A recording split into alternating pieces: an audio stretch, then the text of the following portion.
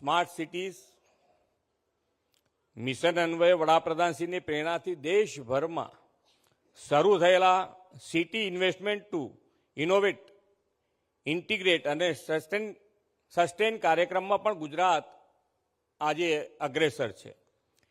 Data આધારિત planning અને capacity બિલ્ડિંગથી climate ગવર્નન્સને વધુ મજબૂત કરવા પણ 40 કરોડ રૂપિયાની ગ્રાન્ટ આપણને મળી છે. ક્લાઇમેટ ચેન્જ અને પર્યાવરણના પડકારોને પહોંચી વળવા આપણા નગરો મહાનગરોને ગ્રીન સ્પેસ, ગ્રીન ગ્રોથ અને ગ્રીન મોબિલિટી તથા સોલિડ વેસ્ટ મેનેજમેન્ટ અને સ્વચ્છતા સર્વેક્ષણમાં પણ લીડ લીધી છે.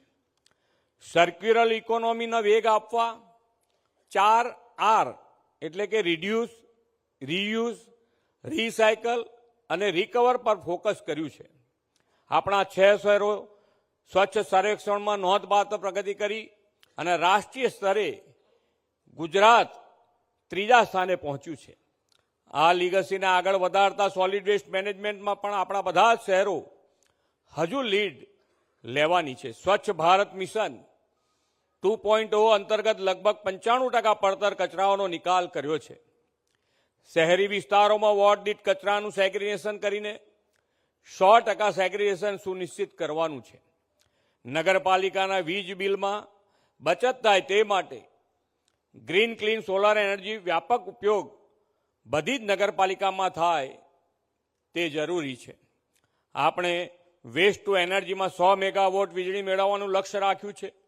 એ માટે પણ નગરપાલિકાઓ, મહાનગરપાલિકાઓ અત્યારથી જ આયોજન કરે તે ખૂબ જરૂરી છે.